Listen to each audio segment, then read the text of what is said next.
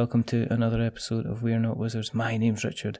I'll be your host for September, because we're not doing Gate Days of the Week. I know it's been like the third or fourth time I've said that, but you know, some of you are convinced I'm going to go, but it's Tuesday or Thursday or Friday or Saturday. We're not doing that anymore. It's a new format. We're past episode 200 now. You can't keep doing the same jokes, except for the joke at the end, which I'm not changing because I like it too much. But that's beside the point. Joining me today, you can go from Earth to space. You can go from space back to Earth. But can you go from Earth to games? We're about to find out, because joining me is Jon Bryant. Jon Bryant is the kind of the head honcho lead designer, man with a plan, with a goal, with a vision, with a dream. And he's bringing us very, very soon a game like no other. Is it a new genre? Potentially it is. Is it exciting? It could be as well. Is it called Masters of Gettown? Yes, it is. Is it a dancing game? It potentially could be, but we'll find out. So, hello Jon, how are you? Hello, if I could audibly smile, I would. That's good. Yay! Because this has been... Now, we've just been talking back and forward. I mean, this hasn't been one of these things that we've been planning for ages. It was just like, I think we've been having a lot of conversations, and then it just went, do you want to just come on the show? And you were like, yes, let's sort out a date. And it just happened. It wasn't like one of these things that like took months, and then you cancelled, and then I cancelled, and then we had to reorganise, and then birthdays and Christmases came up, and it just got back. It just happened. It did. Which is glorious. One night the stars aligned, and the rest, as they say, is mystery. The reason that we do this, for people that haven't listened to us before, thank you for listening. The reason that we do this is because of you listening just now. Because we've done enough about us, we've done enough about me. It's all down to you wonderful people who are taking the time to listen to us today. We appreciate it. Thank you very, very much. And the second reason that we do this is because, as we said, Jon's got a game. Jon's game's about dice. Jon's game's about throwing dice. And there's perspex. My word. It's all coming together and sounds fantastic. But before we jump into Masters of Gettown, I always feel like, you know, singing "Get down, get down, get down." But anyway, we want to find out a little bit about that. Could be a I searched online, and there was a song called Masters of Gettown, and it was this really cool sort of like Brooklyn funk track. It was amazing. Are you considering? See, this is the thing, because then you have to buy licensing to get music. They seem like cool cats. I'm sure they'd be fine with it. I'll call them up. What could possibly happen? You want to be down with this game, man? It'd be cool. Yeah, but then what could happen is that your game could you end up like doing like, say, you know, 6 or 7 digits on Kickstarter, and then they would be turning up and they'd have letters signed by lawyers, and then you would be having to pay out a lot of money. Do you want to tell us a little bit about how you got into the hobby, Jon, before we get sidetracked? Because I got a feeling, I don't know about you, but potentially could be a little bit of sidetracking going on in this episode. I'm getting the feeling in me, Walter. A few side quests here and there, yeah. A few dice rolls. Did you get a 6? So what we're going to do is we're going to look at the 1 of the past. We're going to look at the 2 5s of the present before we roll off into a double 6 of the future. So nice. And we've just rolled against the other ones, so we just knocked them over to turn them into a 2 and a 3, so they're now rubbish. Do you want to tell? And everyone's going, what is he talking about? They'll find out. You don't play dice like that. Yeah, plays dice where you knock them against each other.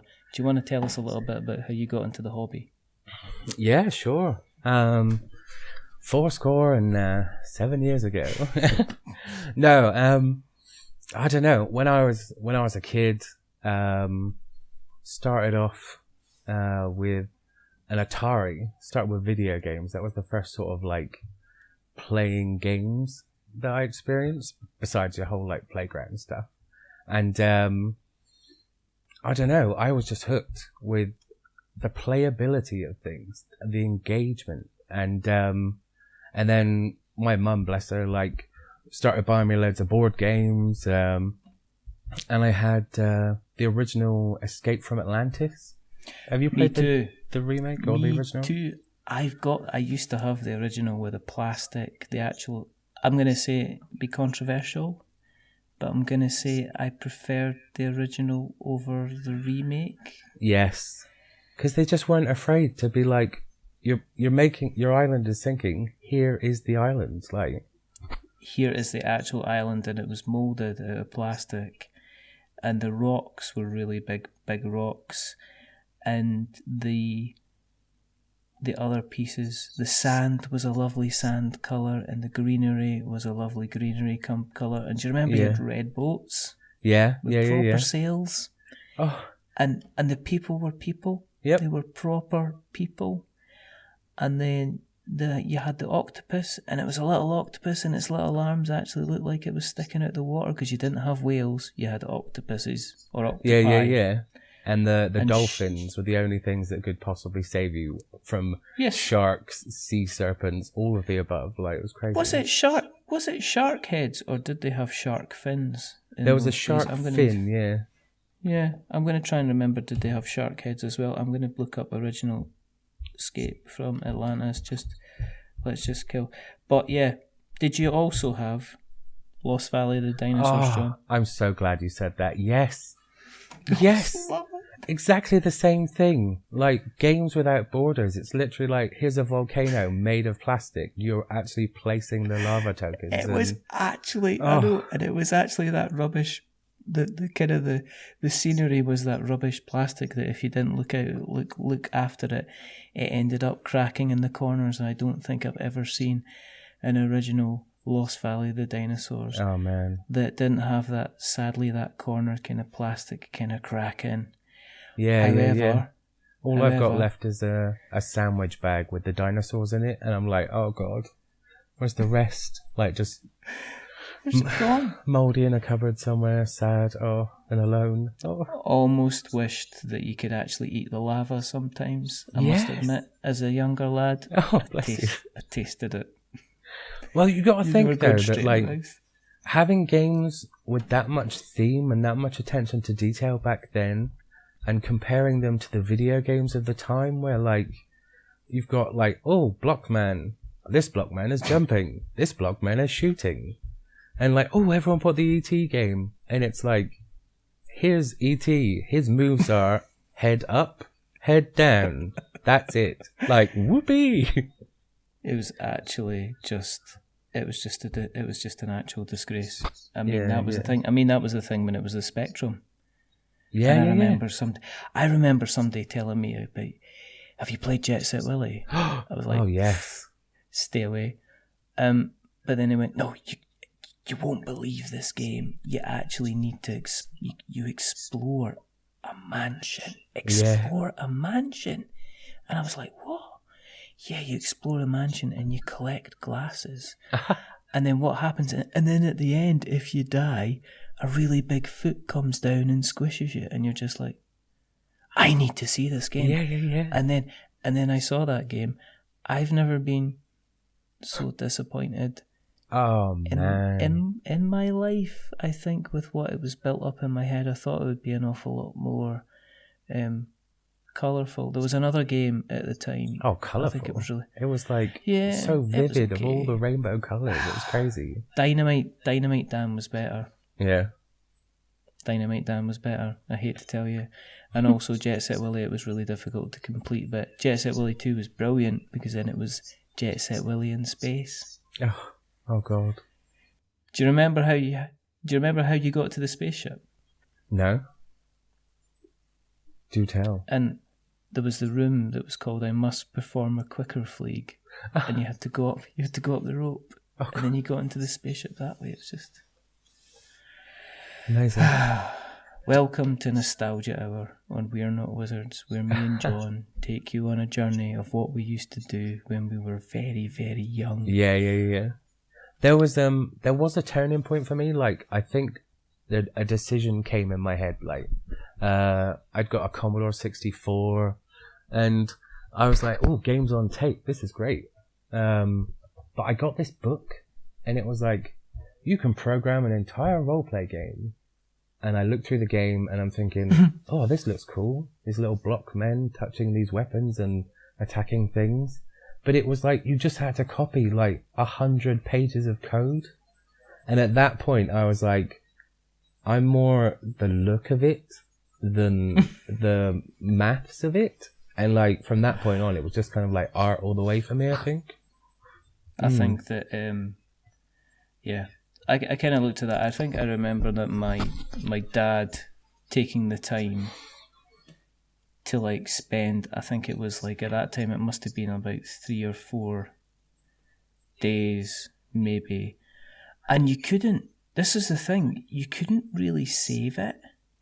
At the time you actually just needed to keep on going, so he must have spent a weekend kind of doing this thing and then going back and testing it and kind of making sure it all worked. And at the end of the day, the game was rubbish. Yeah. All that effort for such little return. All that effort just for nothing at all. And nowadays you've got like Little Big Planet, where you play a platform game, you collect all the items they use to make the entire game, and then you can just stick it together at the end in a sort of a sandbox thing. Like, that's amazing. The ability for that sort of creation is good. And again, I think that's what drove me towards wanting to, I don't know, create something, you know? Are you always been driven by the creative stuff? Were you always the kid that kind of took the games, or, I mean, were you the happiest when somebody kind of like gave you a box of Star Wars toys and a couple of cardboard boxes and some sellotape and said, right, okay, we can't give you the Millennium Falcon, go ahead and make one yourself, and you would be that person that would be doing that, kind of creating stuff and things like that as you went along for yourself? Yeah. I mean, like, ours was more like He-Man, Bravestar, Thundercats, all those sort of things, and it would be more like making castles. Because, Christ, like, Castle Grayskull was so expensive. Castle Grayskull. So expensive.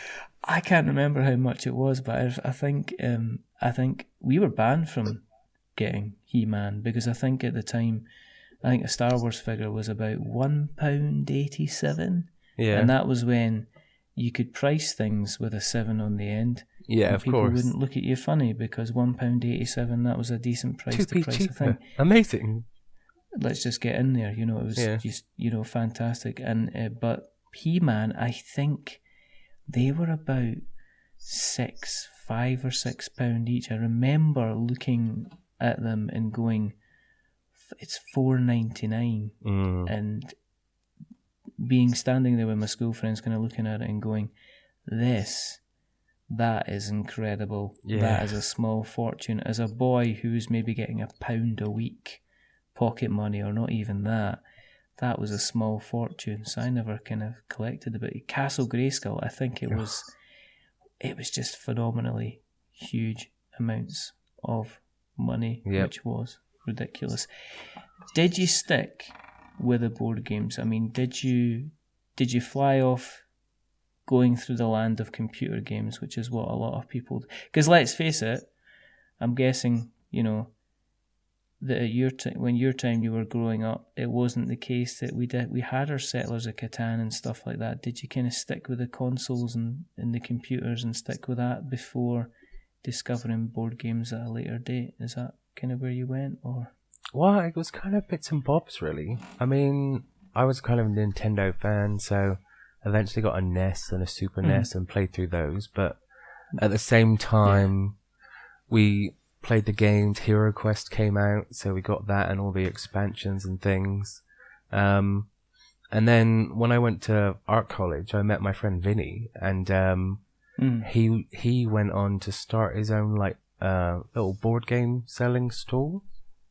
Oh, and like he had one in the market in our local town and was playing like demo games. So I'd kind of help him out, play the games on the stand, and when that developed into a business and we were kind of like invested in like helping him, then we picked up Warhammer, wow, and like More Time, the old games like that. And that's where we started with war games. And then eventually I came back from uni after not really playing with the guys for like 4 years, and they were playing card games, and we started with Yu-Gi-Oh, went on to Magic, and yeah, it was crazy. Did you have your own copy of HeroQuest? Oh God, yes. Do you still have your own copy of HeroQuest? My mum told me that she may have seen it in the storage, in our storage room actually, at her place. Really? That's very exciting.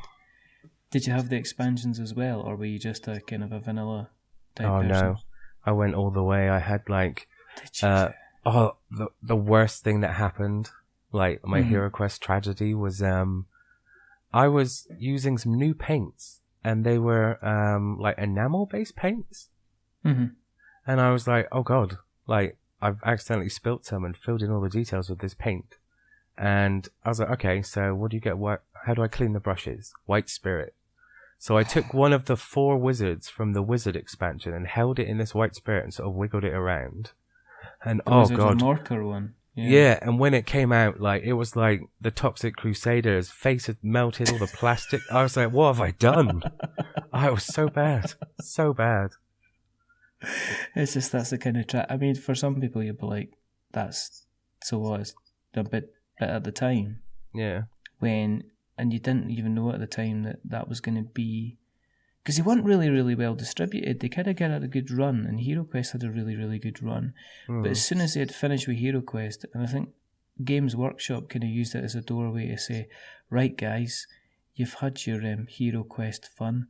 Let's move you on to Advanced HeroQuest. And then from Advanced HeroQuest, it was like, well, let's move you on to see if we can get you involved in the kind of the Warhammer kind of stuff as well. So it was almost like a gateway thing. I still see copies of those games going for stupid money, kind of on eBay. It's just such a fan, but it was so much fun. Incredibly hard, but also kind of incredibly fun. Vinny's got 2 copies on the shelf in his back room, like mint condition, but they're like £80 each. And I'm like, I'll check my storeroom first. Like, I can't be doing that. Exactly. I know, because then would you play it though if you got it again? That's the thing. Would you get out and play it? Yeah. Honestly, like, even like nostalgia at first, but then I don't know. Like, if you see roll and move as an obstacle to overcome rather than an inconvenience, like the challenge goes off the chain. It's amazing. I played it about 6 months ago. I'll be honest with you. It's really tricky. It's really difficult. It's a difficult game. It's not an easy game. It is not the starter set. It's actually, do you know what? It's less forgiving than, I would even say, your thing like your dungeon sagas of this world, because there's no kind of cotton candy with it. It's a kind, you're going into a room and you're fighting, and unless you've gone ahead and searched about and got lots and lots of equipment, you're going to die. You're going to have a bad time. Is it not like Dark Souls, but without the constant grinding? Like, you know, the board game? That sort of like... Yeah, I would... Do you know what? It's more simple than the Dark Souls board game. And I think it's just a case of... Yeah, I think it's just that the kind of... in HeroQuest, the kind of... everything's stacked against you from the beginning. And... but if you take your time, you can beat it. And it's a kind of a good fun, but it's worthwhile. It's definitely worthwhile looking at. Knowing the shortcuts as well. Just one more thing, like, before we leave HeroQuest forever. There was one of the... Spoiler alerts to everyone, sorry. I think it's the second mission in the quest where it's like, search for Ulag. And it's this, like, orc boss. We played it to the point where I found out if you start as the wizard, you get 2 spell cards. So the first spell card, you use the genie. And what the genie can do is reveal the contents of any room on the board. Yeah. So if this is the 4th or 5th time you've played this mission, you know which room the boss is in. So you're like, what's this room? Oh, there's the boss. And then you go, Flames of Wrath on your next turn. A flaming fire traces around the dungeon and seeks out your target as long as the miniature is visible. He's dead. Turn 2. Next mission. There's ways around these things. That's absolutely fantastic. That is just like the ultimate Hero Quest hack. The best thing about Hero Quest is the Flames of Wrath. Yes, of course. So, what you've been playing recently, obviously apart from your own game, have you been getting anything kind of to the table? Have you had time to get anything to the table, or? We've been playing. Well, I've been playing a lot of Star Realms because, like, wherever I am, like in the car waiting for anything, it's just you can play it easily on the app. But I've been teaching my friends with the real world version. I don't know what's the term for like the non-digital version. Is it the real version? The analog version? Analog. There we go. Okay, so with the analog card game. And they've been loving it. And, like, I had an idea. The weird thing is, like, as I myself encounter new mechanics in the games that I buy or watch videos of or play, like, it gives me ideas for other games. So I'm, like, showing all my playtest group, like, here, try this game out. And then when they get it and love it, then I'm like, right, now I'm going to have some grueling testing for you to do for months based on this format. I find it really difficult to go back to original card-based Star Realms because of all the calculations getting done for you kind of automatically and stuff like that. Yeah, especially like the life you have to develop a stuff, house rule system of like how you do things. I know, and it can just be a little bit complicated. It's really funny because I was like, out of all the games that I play most of the time, Star Realms is the game that I play pretty much most of the time. I've always kind of got at least 2 or 3 kind of games kind of going on at the go, and it's incredibly, if you haven't played it, then just play it, and it's really, really kind of, it's kind of like you've got like about 3 or 4 different levels where you're kind of learning. Your first time you're learning is just, oh right, okay, I should be getting all the factions together. The second time I'm going to be playing, I should actually be maybe having 1 or 2 factions, and then it's like, oh, the next level is I need to be getting rid of all my rubbish cards as quickly as I can. Yeah, what does like, scrapping a card do? Like, oh, okay. Exactly. Yeah, exactly. And then you get down to the 4th level, which is like, well, I know which individual cards of each faction I should be having in my hand to kind of optimize my overall strategy. And it's like, I'm not near there, but I'm kind of getting there. I can kind of recognize, but it's still very random, but it's also incredibly kind of good fun. But the analog version stays on the shelf, and even if I'm playing like I'll play the pass around kind of version of the app so that I can play other people and just kind of pass it around. Have you looked at the other versions of the Realms games like Hero Realms or anything like that, or have you stuck solely with kind of Star Realms just now? Well, I was thinking of like picking up a copy of that for my my D&D sort of. It's a DMing couple. All right, so I was thinking of getting the more fantasy based one and giving it to them. I wouldn't mention any names, but by now they already know who they are and what they're getting for Christmas. You've just ruined it. We'd have to put a spoiler if we can if you two can just not bother listening to the podcast until the 27th of December, and I'd be like, but why, John? But you've been telling us about going on this podcast for ages. And it's like, well, actually I've decided that you should really be savouring it, and you should be listening to it round about the 26th or the 27th of December and not before. Or I could put the link to the podcast written in the Christmas card, and we're like, there you go, done. Just copy and paste it. Yeah. You just imagine, by the time that'll happen, you'll be able to do that anyway. You'll be able to take a photograph of text and you'll be able to use it as a link. I'm sure you can do that already. It's just kind of frightening how these kind of things happen. What about other games? Is there any other games that you're kind of playing? At the moment, my kids are really into these. We do a lot of like car booting. Mm-hmm. And so we picked up loads of really classic games. Well, I say classic, not in professional terms, but in like just funny terms. We've got Shrek's Bug Bounce, where it's basically a giant Shrek head that rotates and opens its mouth, and each player has a catapult to flick these little slugs into its mouth. Yeah. And like you can like land in its eyeballs and stuff. We picked up Don't Rock the Boat, which is a penguin pirate ship balancing game.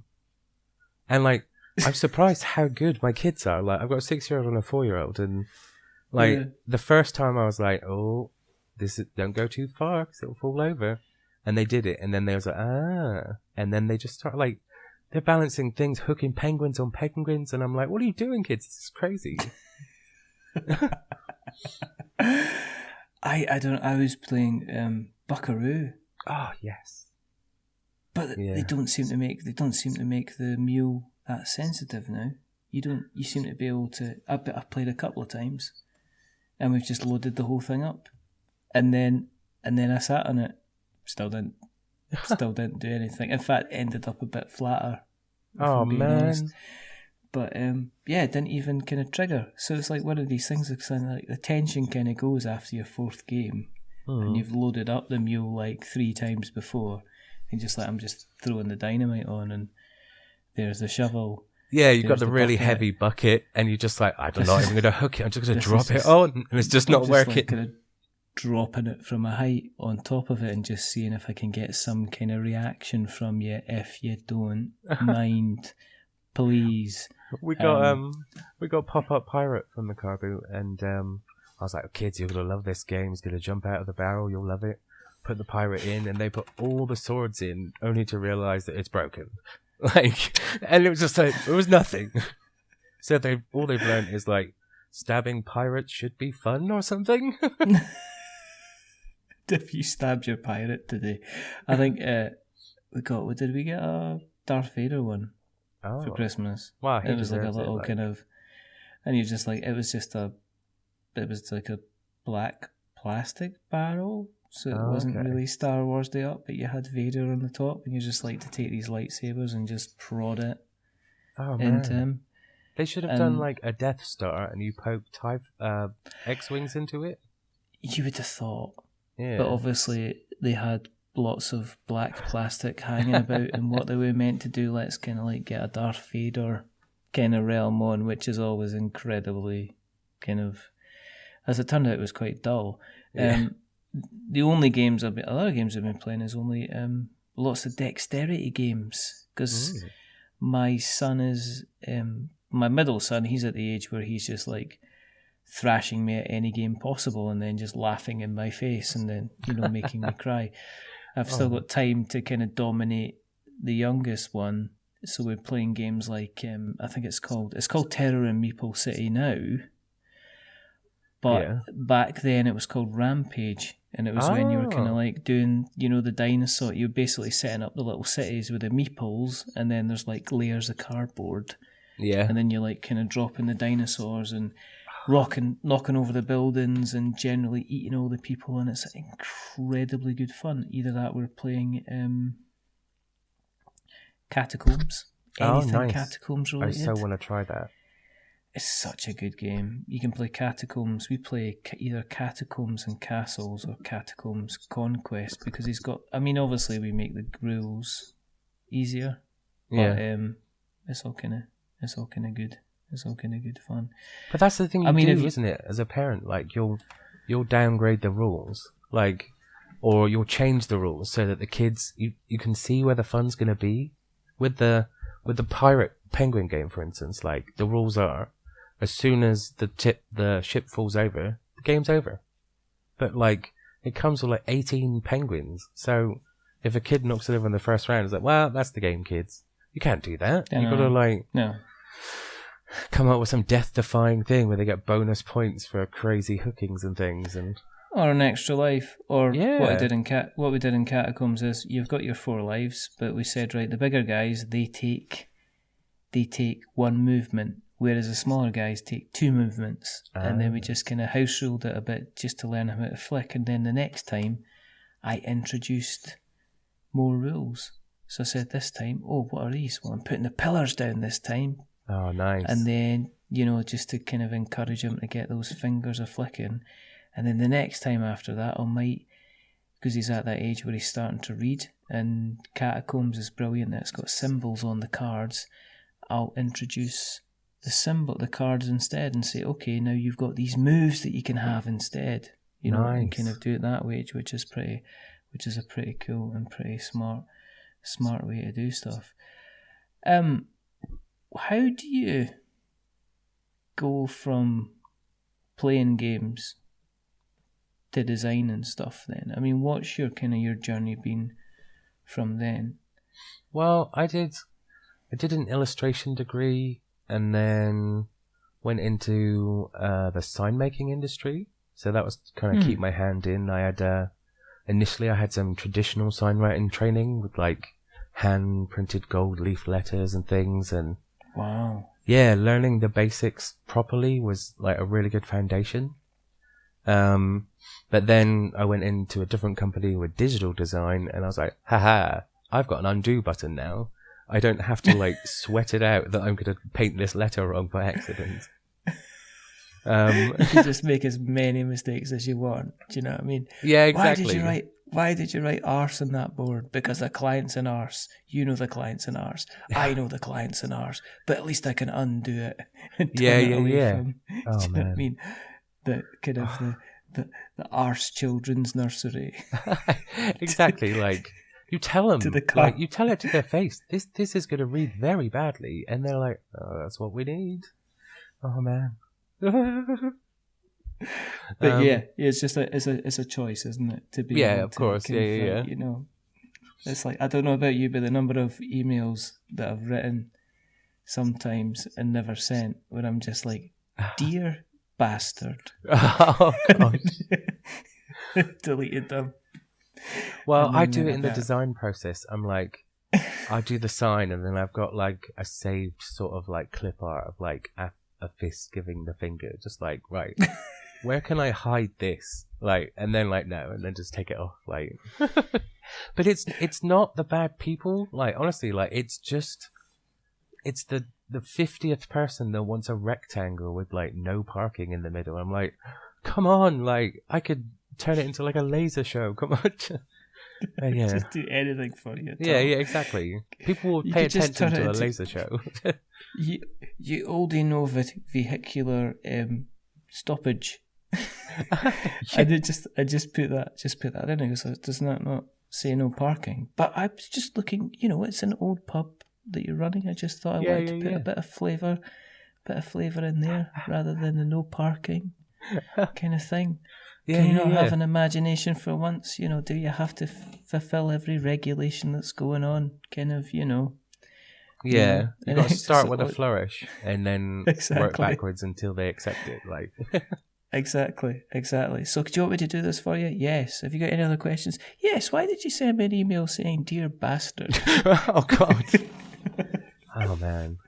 Yeah. Just one of these things. Think it and move on. So you're in. Yeah. So but you're doing the.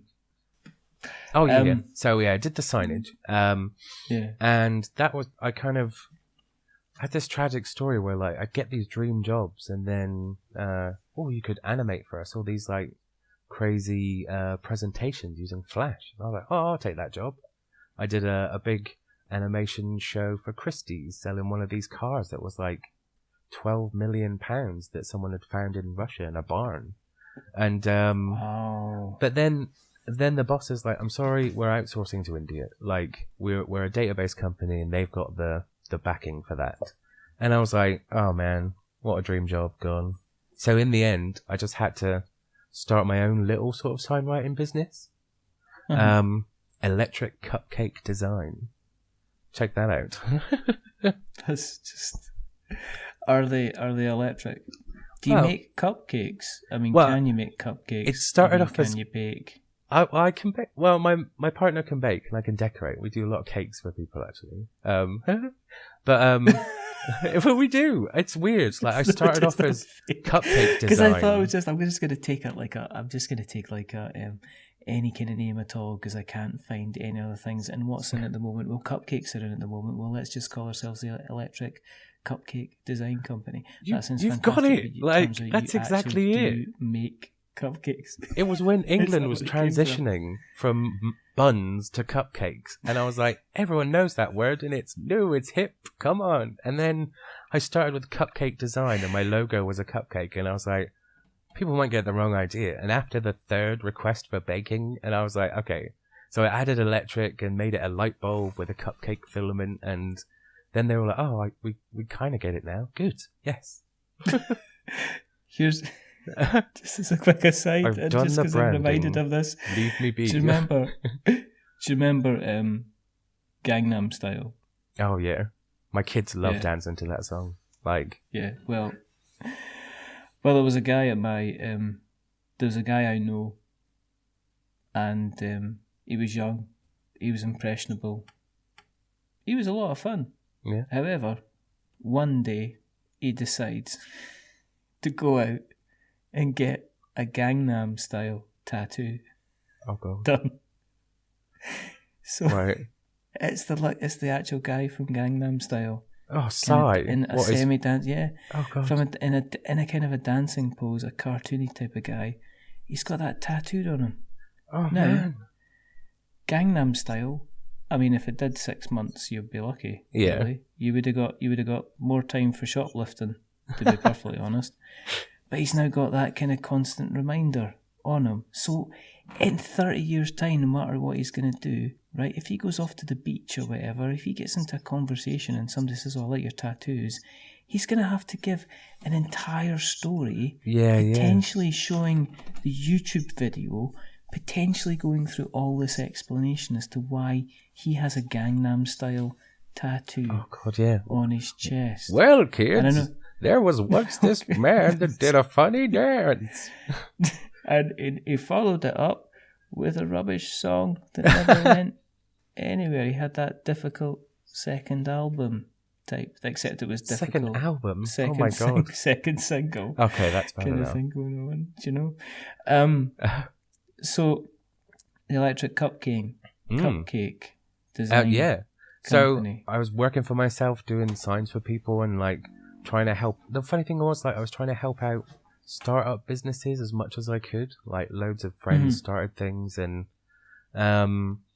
then I got into like World of Warcraft for a bit, and then the kids came along and I got out of that.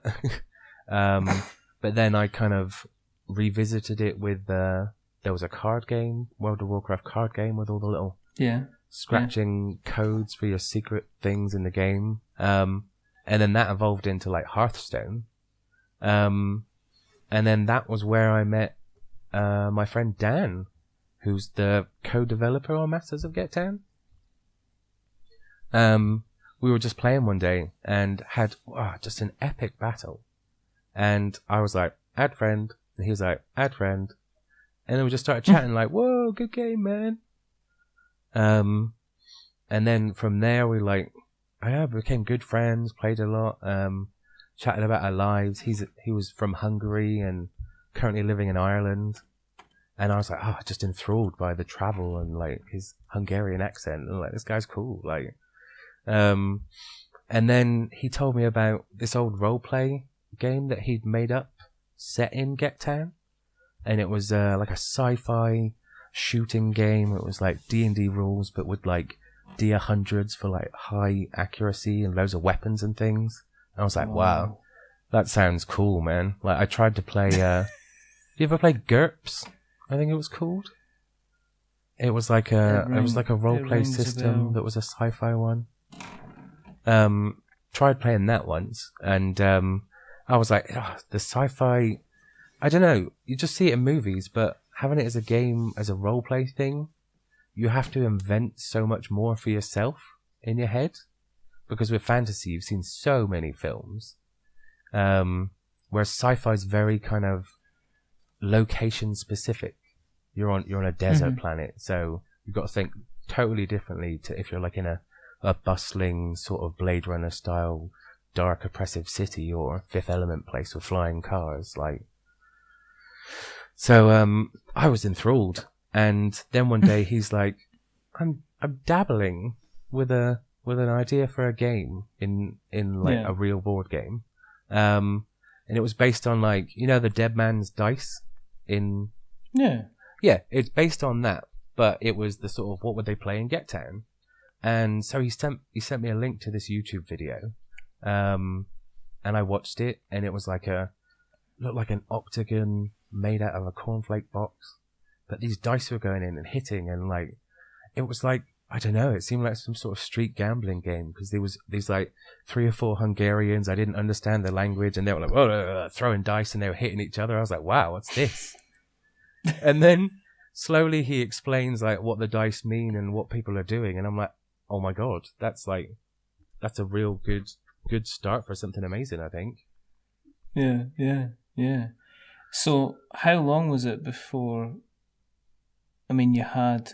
did you then kind of assemble the ideas? Did you sit down and think about it? Did you go straight to kind of I've got to get something made? Are you the type of person that was well, if I'm going to have an idea, let me get something tangible kind of in my hands and kind of get ready to go? Yeah, definitely. I being in the sign trade, I knew of I didn't even research it. I just knew that the signboards that we use are kind of foam core boards, and there were other elements. I knew a guy with a laser cutting acrylic place, so we started off with an idea that why don't you just take the lid off the box and then put the base in the lid and play in that. And so I tested that. I put a shoebox, just started with that, throwing dice in, and if you throwed with any sort of power, it's like a pinball game. You hit it too hard, the whole thing, all the dice flip over. So the integrity of the board state is lost. So from there I was like, okay, so I switched to the foam board, which it sort of glitched out less, but then from that first dice throw, you've dented the board, and then a lot of the times when you're playing, dice will spin around on their corner a lot and give you a moving target. But I didn't want to think that the first throw of the game meant that second throw would be wonky. You know what I mean? Yeah. So I prototyped until I got to acrylic, and then I found a material that you could throw as hard as you want at it and it wouldn't be damaged. And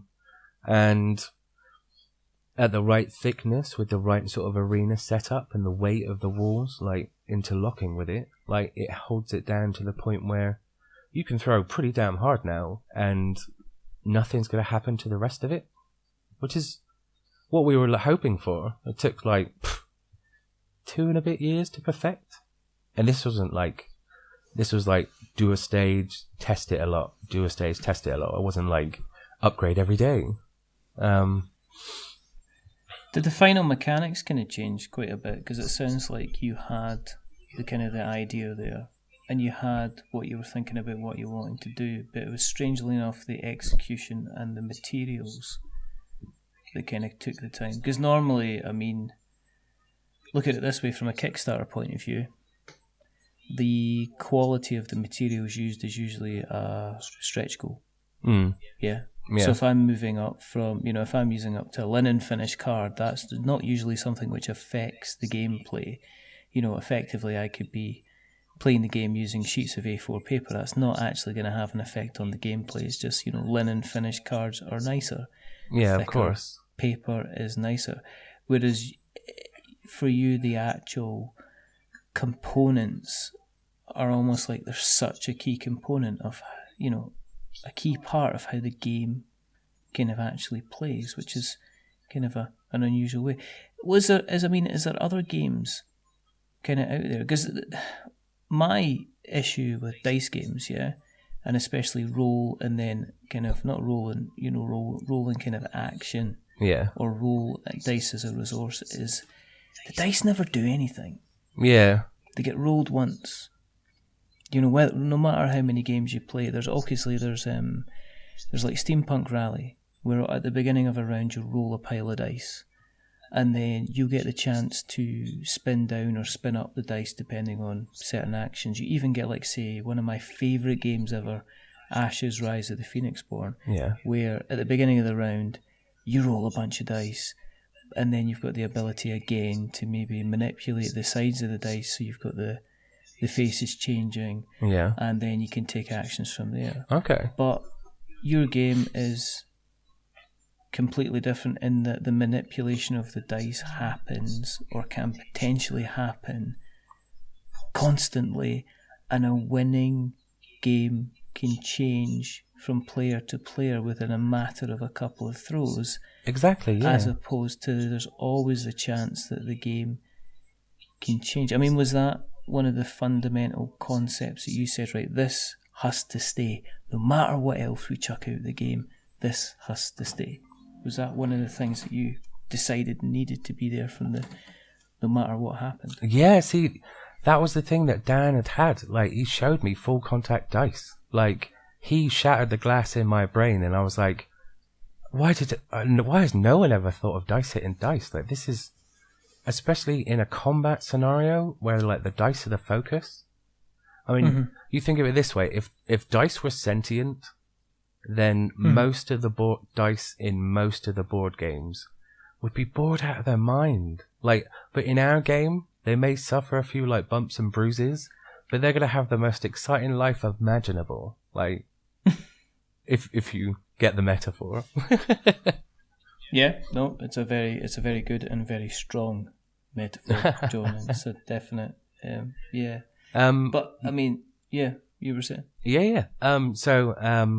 So Dan had this full contact mechanic, and I said, okay, like, I'm a sort of a designer. My dream was always to be like an art director or something. Like, let me help you build a game that supports this mechanic and makes it the focus, makes dice the focus. Like, so, like, people are staring at the dice when they're spinning in the arena because they've become the excitement. It's not like it's basically boils down to attack versus defense. It's damage.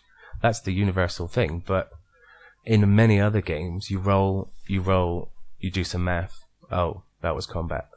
Like, when realistically with ours, like, oh my god, he's got a 6, but he's geographically right next to the sort of effect area called the pit, where if I can knock him in there, I don't even have to change his 6. I can just slide it across and it gets removed from the arena. So the mitigation comes from being able to hit their dice, your own dice, or geographically, like, moving them around the arena base to guarantee things. Oh, he's got a 6.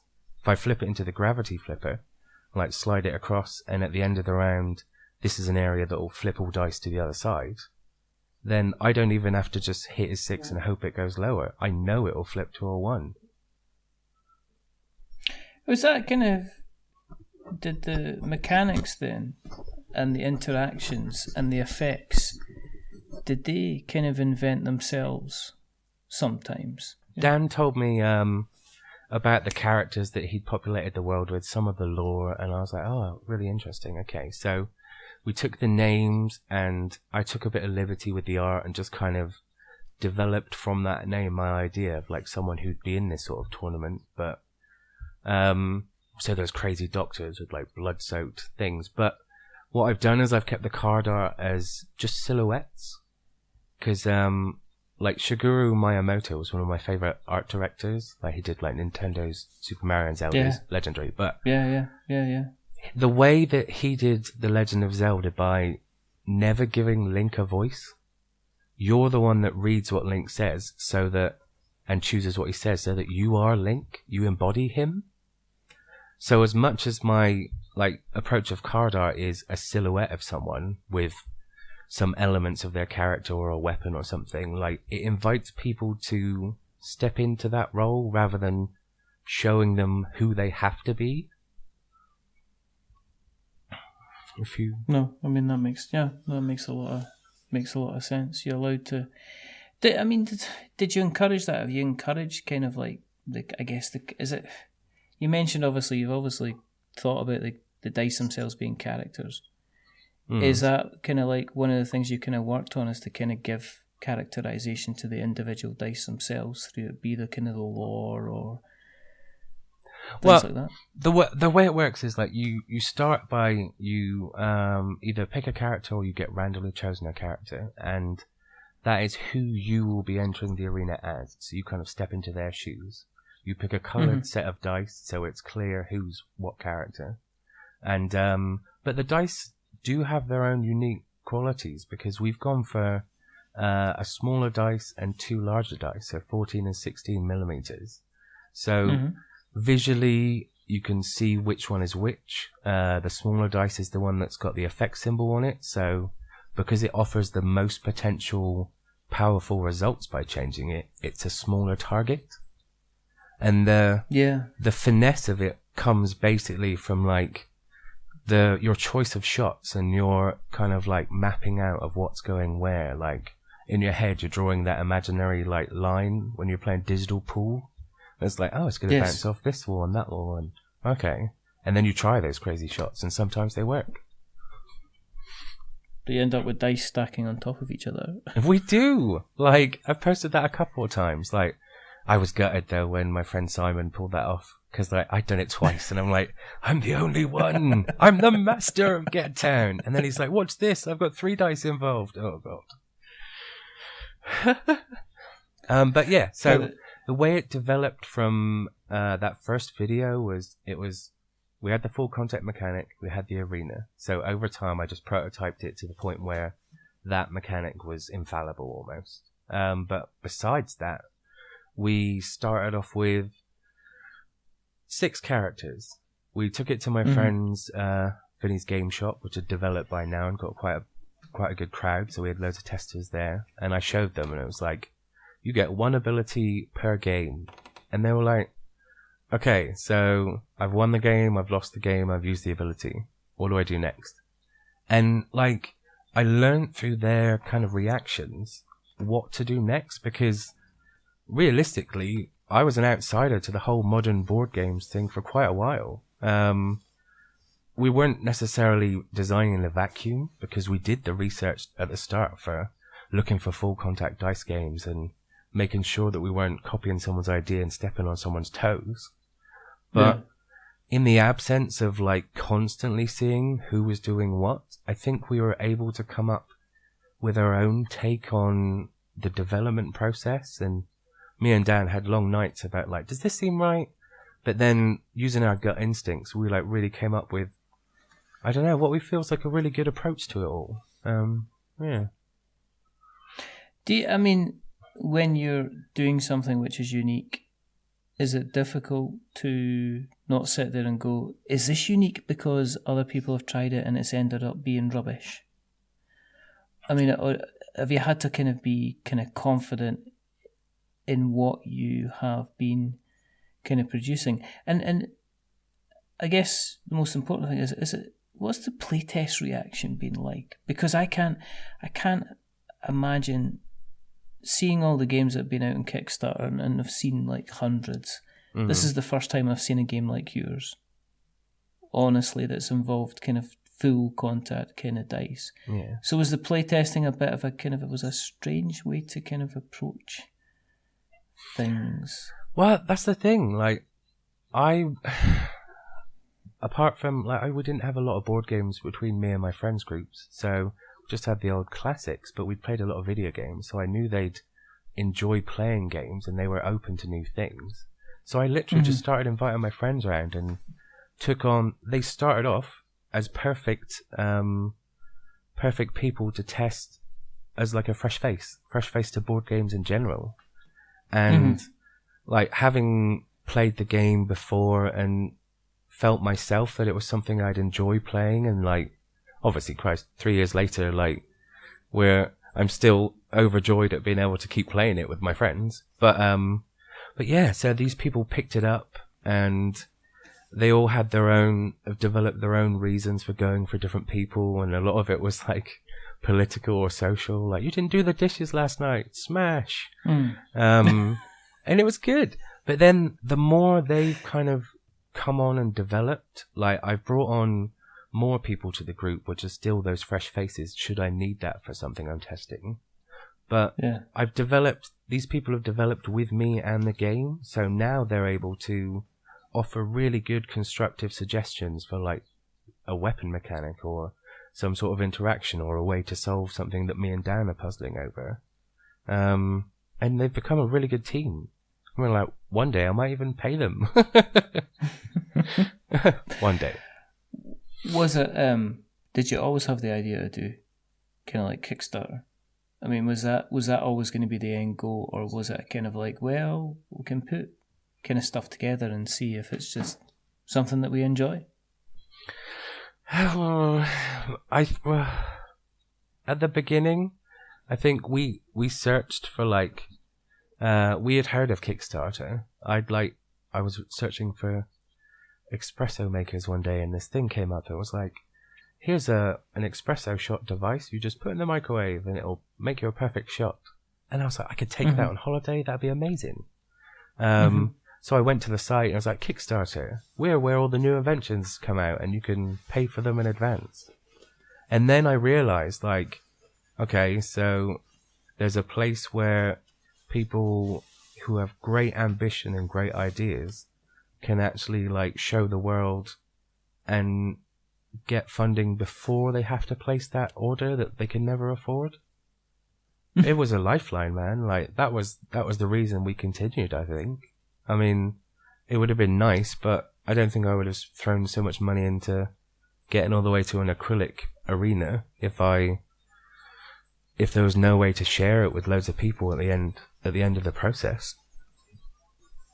I mean, that's it is a massive kind of financial commitment, because I'm just thinking of all the guys that I've had on the show, which they've had like a deck of cards, or they've had, they've had a deck of cards and some dice, or they've had a board and a couple of counters and some dice. Yeah. And I think, you occasionally get, you get your really bigger guys. I mean, as I say, we've had like I keep going back to Frank West, but I mean, he obviously developed a monster of a game that he then kind of took to Kickstarter. But I mean, the commitment from you is already there before you've even pressed the Kickstarter button. I'm getting the feeling you've obviously had to invest quite a lot of time. You don't just get bits of acrylic sitting around there just waiting to kind of be made into stuff and produced into things. It's kind of something that you have to kind of get kind of made kind of going forward. So are you at the stage where is it, you hear all these stories or you see things on Kickstarter saying people have pretty much had to produce a fully working product before people will even consider looking at backing them, that there's no longer really the I've got an amazing idea, let's just I've got an amazing idea, will you give me money for it? Kind of thing. I don't think that kind of happens. I mean, there isn't a choice with yourself. I mean, you have to go to Kickstarter, or otherwise, quite simply, the game isn't going to exist. Again, back to the physics of the arena, because it's got to be acrylic to make it have that integrity and not just be like, who throws hardest flips all the dice and ruins the game. Like, you don't want to have the ability to table flip without table flipping. It's not on. Like,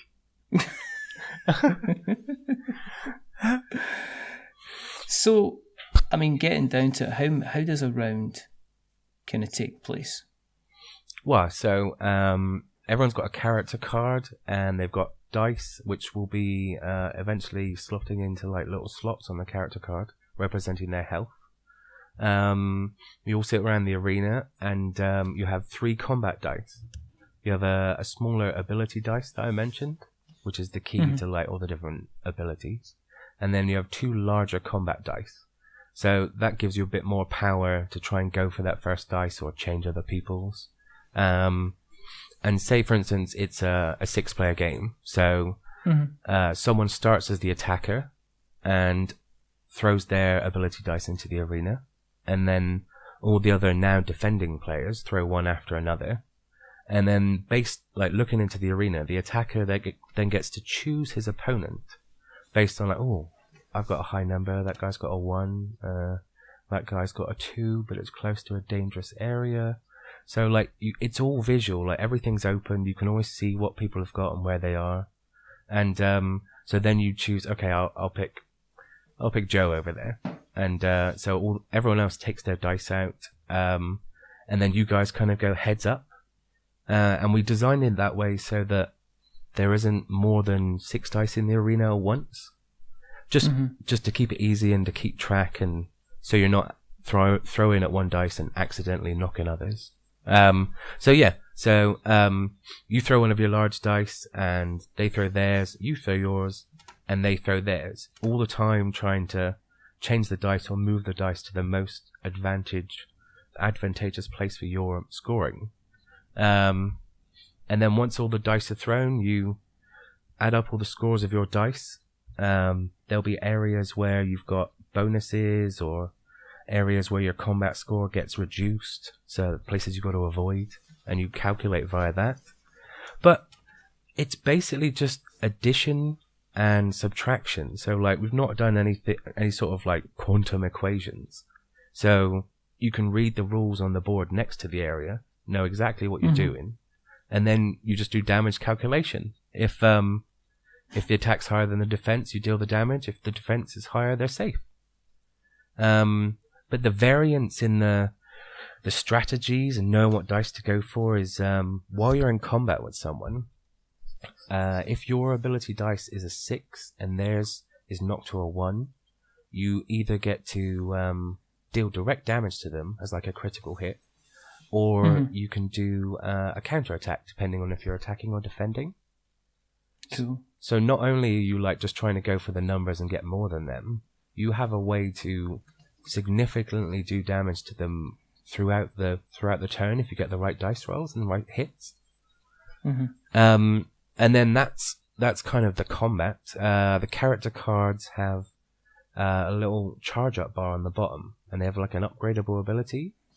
And starting with your ability dice in the arena, it'll have an engraved lightning bolt symbol.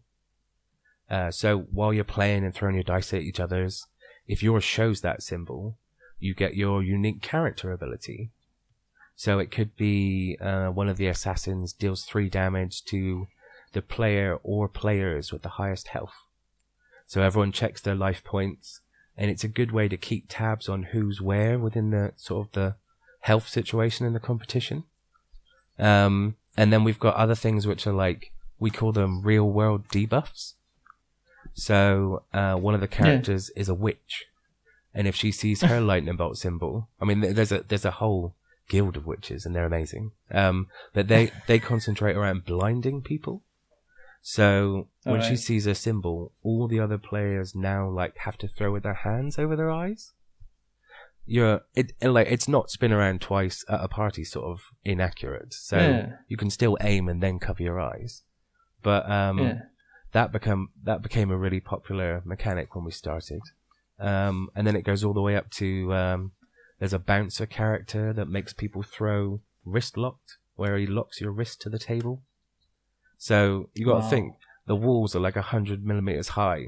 So unless you've got really big hands, you're gonna have to find some sort of way of arcing it over, or and it's good.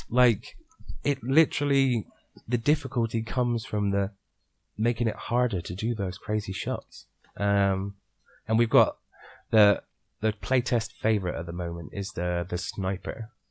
So the way you play with him is you take 2 steps away from the table and you actually throw your dice from that distance, and you lose accuracy because you're further away, but you gain a guaranteed attack or defense bonus every turn.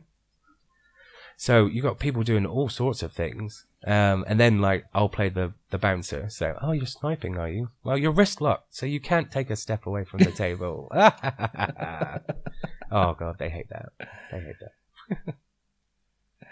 That sounds like it's also going to be easy to kind of create kind of expansions for, and different character sets and kind of move sets and things like that kind of going forward. Yeah. that was one of the things that we always thought about. Like, we had a vision of the future, because when we started coming up with characters, we had, I don't know, maybe 100 different ideas, and we were like, you can't have that many in a game. So we're like, okay, we'll have expansions. But as we've kind of gone on and done our research about, like, what designers should do when making a game, and then followed those sort of steps, then we've realized that the expansions don't even have to be the same game. I mean, obviously the full contact dice will always be a part of this series, but our plan for the first expansion is going to be a legacy co-op all combat RPG. What do you think about that? Yeah. Basically, because the story behind it is whoever wins the tournament of and becomes the Master of Gettown gets to rules the city for 1 year. And when you're in that position of power and you've got all those resources, the expansion then shows the journey of how you pick a team of people and you go out into the wastelands across this planet and you discover all these creatures and you look for, like, past masters of the arena to try and defeat them and, like, learn more skills, or you find these legendary weapons so that next year you can win again and you can sustain this lifestyle by doing all these things. And that will be like, I've fallen in love with acrylic. So I've got so many ideas for, like, an acrylic map with, like, hexagons cut out, and you reach into a bag and you pull out these different hexagons. Oh, this is a mini boss, or this is the sand level, and you slot it in. You make a journey to where that boss is. Just like it's like the maps in Zelda. There's the boss. Yeah. You know where he is. How are you going to get there? And there's the Link. Exactly. Yeah. And, like, my son's called Link as well. Like, it's destiny. There you go. Have you thought about a price for the Kickstarter? You must have, obviously, because it's fastly approaching. But I mean, it sounds a lot of fun. It also sounds, with the acrylic involved, that it could be kind of expensive to actually mass produce this. So I mean, what are you looking at if you were, when you're launching the Kickstarter? What's going to be the, I guess, not the get down price, but the get in price? Well, we used the the whole, you take your manufacturing costs and you times it by 5 and that's your retail cost, and then we kind of ripped up that piece of paper and we were like, okay, so how much less can we sell it on Kickstarter for? And we're hoping to do it for £60, no more than that, for the game itself. And, like, along with the acrylic arena, we've kind of taken some steps towards, like, better quality already. I mean, we were thinking of having flat cardboard characters as just cut out card as the base product, and then I'm not a fan of, like, you put your little 8mm cubes in a certain place and the dice bounced out and it's knocked them across the floor. So, like, for the infinitesimal increase in price that we found from our supplier to go to punch card with holes in place to stop that happening, we were like, the game, it's just so much more enjoyable not having to worry about those little things right from the bat. You know? And when's the launch date? When are we going to be seeing this out there, John? Well, our plan is the 3rd week in October. So, yep. We've got 5 copies out and they're going to previewers now, and we'll be receiving those in, and as soon as we get the last one we need in, like, we'll be going full steam. Gonna email out to all of our wonderful people on the email list and do the usual things. But what I must say is, like, our research while we were developing the game, I personally didn't look at other games for inspiration as much as I looked at the advice that previewers and reviewers were, like, offering in terms of what they'd seen and what they'd like. So we've kind of, like, reverse engineered the process from people's expectations and tried to keep those in mind. So we may have like overdeveloped it for Kickstarter, you know what I mean? Like, it's just... Yeah. But then, if it makes it better for the player and makes it more enjoyable and gives them less to worry about, then we'll be happy. It'll be a win-win. Yeah. An absolute win-win. I wish you the best of luck with the campaign. Thank you, Sam. Because as I say, we've been kind of talking back and forward, and it's been an awful lot of good fun getting to know more about yourself, and I hope people listening listen past my nonsense about 1980s board game nostalgia and actually focusing on looking up the game when it comes to Kickstarter.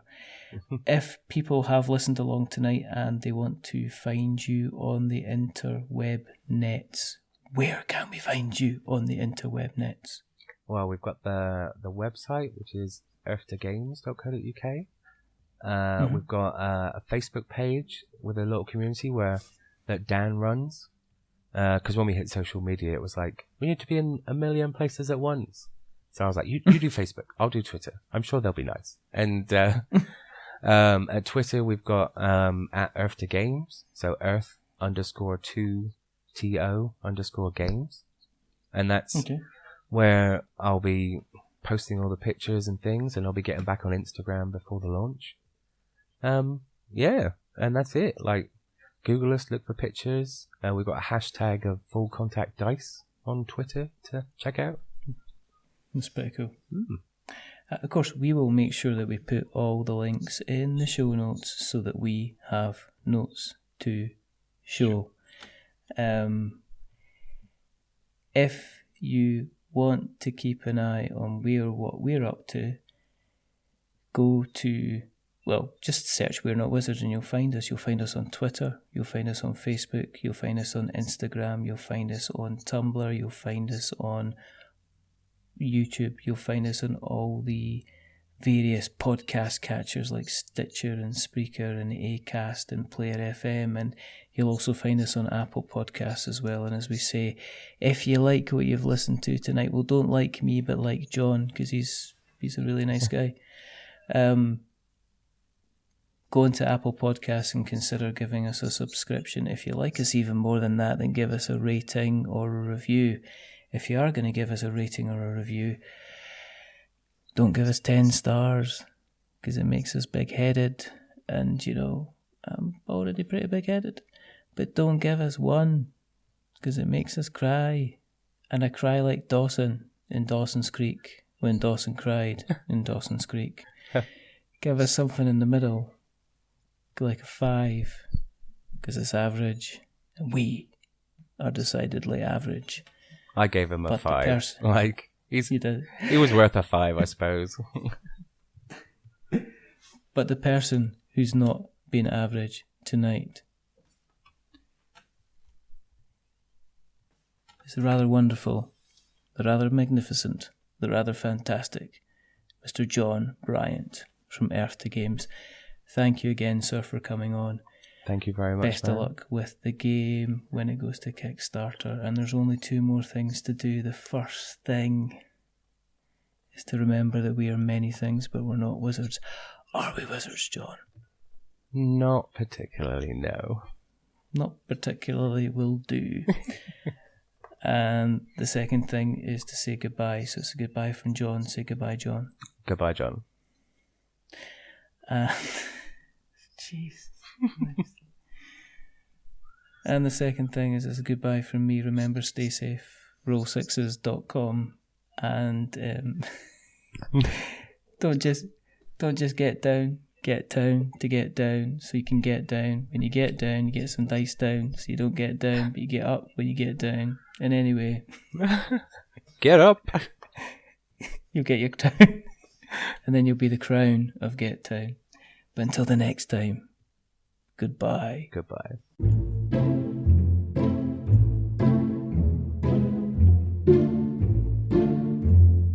A wizard is never late.